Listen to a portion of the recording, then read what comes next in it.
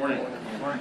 Nancy Pelosi will go down in history as the greatest speaker of all time. Her tenure has been iconic, legendary, historic, and transformational. The incredible pieces of legislation that she has moved into law through her brilliance, her wisdom, and her incredible grasp of how to get things done for the American people is too numerous to list right now, but it includes the Affordable Care Act, the American Rescue Plan, the PACT Act to provide health care to our veterans, the CHIPS and Science Act that has brought domestic manufacturing jobs back to the United States of America, and of course, the Inflation Reduction Act, which included the largest investment in combating the climate crisis in the history of the world. As a result of Nancy Pelosi's historic tenure, the nation is better off today than the one she found upon her arrival in 1987. It's been an honor and a privilege to be able to serve with her, work with her, be mentored by her, learn from her, and get things done for the American people alongside her historic tenure as Speaker. This is day 37 of the Trump Republican shutdown. And the position of House Democrats remains the same. We will not support a partisan Republican spending bill that continues to gut the health care of the American people. We're ready, we're willing, we're able to sit down with our Republican colleagues anytime, any place, in order to reopen the government, to find a bipartisan path forward, and to decisively address the Republican health care crisis that continues to crush people all across the country. Tens of millions of Americans who are in the open enrollment period right now are seeing their premiums, copays, and deductibles skyrocket, in some cases, by $1,000 or $2,000 per month. That is unsustainable, particularly in this country right now, which is experiencing an affordability crisis. Life has gotten more expensive under Donald Trump and Republican policies. This is from a group of people led by Donald Trump who promised that costs were going to go down on day one. Costs haven't gone down in America. Costs are through the roof. Housing costs are up. Grocery costs are up. Child care costs are up. Electricity bills are skyrocketing. And now, because of the Republican refusal to extend the Affordable Care Act tax credits, health care premiums are going to drive some people into medical bankruptcy, and tens of millions of folks won't be able to provide a doctor when they need one. That's why we have to decisively address the Republican health care crisis. And that's why we need Donald Trump to show some leadership. Stop hiding. Show some leadership. Direct Mike Johnson and John Thune, both of whom work for you. Donald Trump is the puppet master of congressional Republicans. Show some leadership. Direct them to sit down so we can authentically enter into a bipartisan negotiation and end this Republican madness now. Questions? Michael? Leader Thune said this morning that the reason that Democrats won't agree to pass the CR that's on the spending before the Senate right now is because House Democrats are pressuring Senate Democrats to continue to hold out for political reasons. What's your response to the suggestion that it's because of your caucus that Senate Democrats refuse to support the CR that's been voted down for? Under the leadership of Chuck Schumer, Senate Democrats have been brave and courageous in standing up for the health care of the American people. The Republican health care crisis is not a made-up thing. It is devastating people all across this country, in rural America, urban America, working class America. small town America, suburban America, the heartland of America, and in black and brown communities throughout America. It's not a made-up thing, the Republican health care crisis. As Marjorie Taylor Greene continues to acknowledge, it's a real thing. The largest cut to Medicaid in American history. 14 million people or so are going to lose their health insurance because of what Republicans did in their one big ugly bill. Hospitals and nursing homes and community-based health centers are closing as we speak all across America, including in Louisiana. Mike Johnson and Steve Scalise could care less. They're doing in their own constituents. These things are happening because of the Republican health care crisis. This country actually faces the largest cut to Medicare, $536 billion, in American history, unless Congress acts by the end of the year, because of what Republicans did in their one big ugly bill. And now, since Republicans refuse to extend the Affordable Care Act tax credits, tens of millions of Americans are seeing their health insurance premiums skyrocket, making seeing a doctor for themselves, their children, and their families unaffordable. At the same period of time, in these appropriations bills, Republicans are trying to gut the Centers for Disease Control and the National Institute of Health and undermine the ability of everyday Americans to actually receive vaccines. This Republican health care crisis is real. That's why House Democrats are standing up for the American people. It's not a partisan thing. It's a patriotic thing. That's why Senate Democrats are standing up for the American people. Not a partisan thing, a patriotic thing. We have to decisively address the Republican health care crisis. And John Thune is divorced from reality.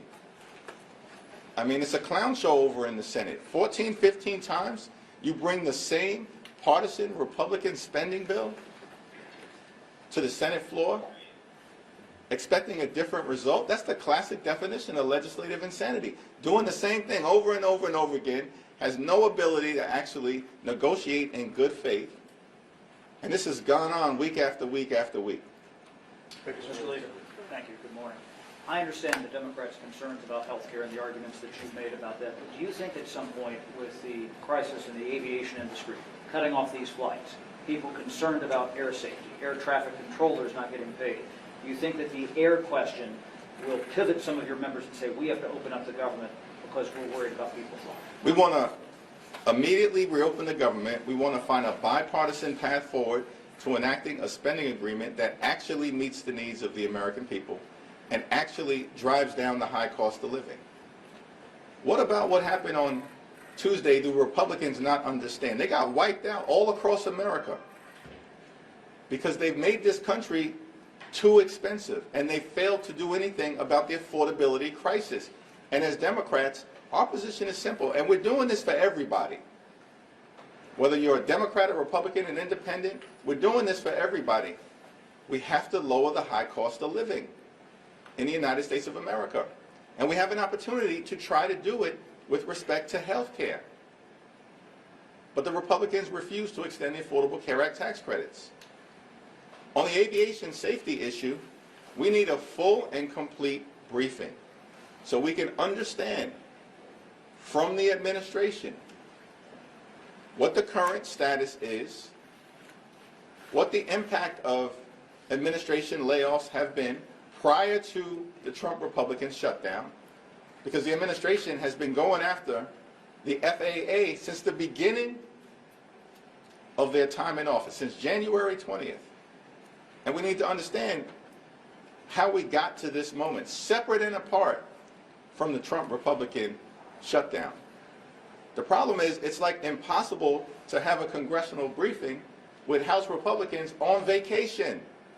6 consecutive weeks they've canceled votes. I mean, it causes you to answer or ask the question, is there such a thing as a 4-ring circus?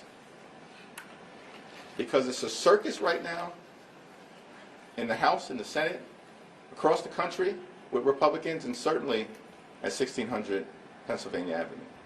Mr. Leader, did the former speaker notify you of her decision to retire, and does her retirement signal a shift in generational leadership for Democrats? Yes to the first question.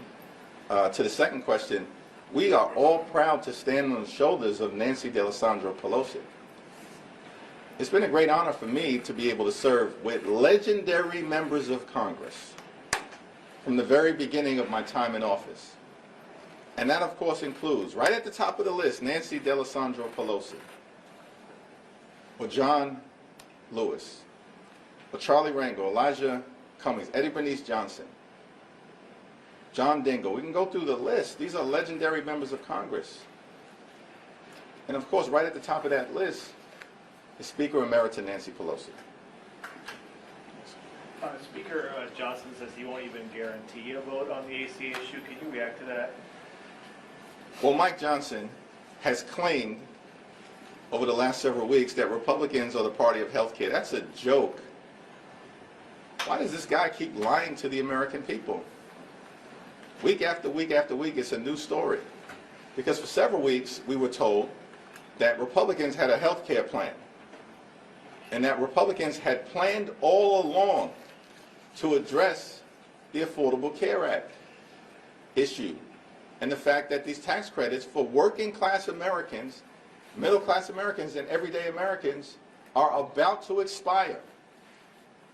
And Republicans can't be bothered. This from a group of people who somehow found $40 billion to bail out their right-wing dictator friend in Argentina. $40 billion to put Argentina first. Not America first.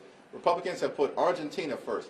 And they can't find a dime to extend the Affordable Care Act tax credits. This is part of the reason why Republicans were rejected all across the country. Pummeled, shellacked, beaten down electorally all throughout America because they have failed to address the affordability crisis. And instead, everything that these Republicans do, including their one big ugly bill, is about providing massive tax breaks to their billionaire donors and subsidize the lifestyles of the rich and shameless. Thank you, Leader Jeffries. With Speaker Emerita Pelosi not seeking re-election, this coincides with Mayor-elect Mamdani in New York City. So as he is on the shoulders of Speaker Emerita Pelosi and looking ahead, how will you work with him to make New York City better?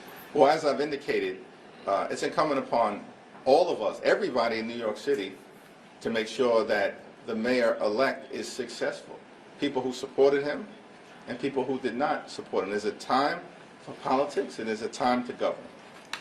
And when the mayor-elect is inaugurated on January 1st, it's a time to govern.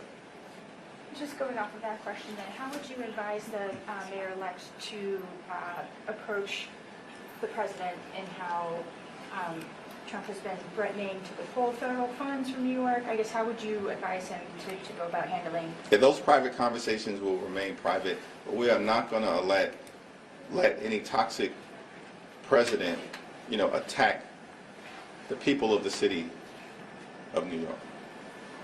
Thank you, Mr. Leader. So you're saying that you want a bipartisan deal and that you have to address health care. I just want to clarify with you then. What you want is an ACA subsidy extension to be either in a CR or a legislation that you know will get a vote and will pass? We're not going to negotiate the specifics in public, but as we've repeatedly said, we have to decisively address the Republican health care crisis, and that begins with dealing with the Affordable Care Act tax credits.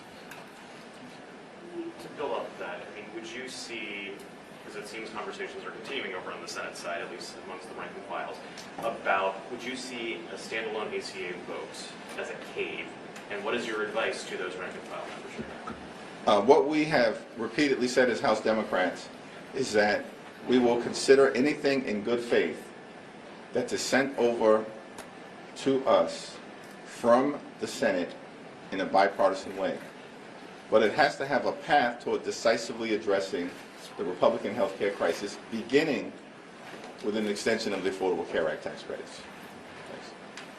All right, lastly, let me just say, Trump has stunningly made the point that the economy in this country is going well. It ain't going well. Everyday Americans know that they are working hard, they are playing by the rules, and they cannot get ahead. They can barely get by. The cost of living in this country is way too high, and Republicans are clearly out of touch.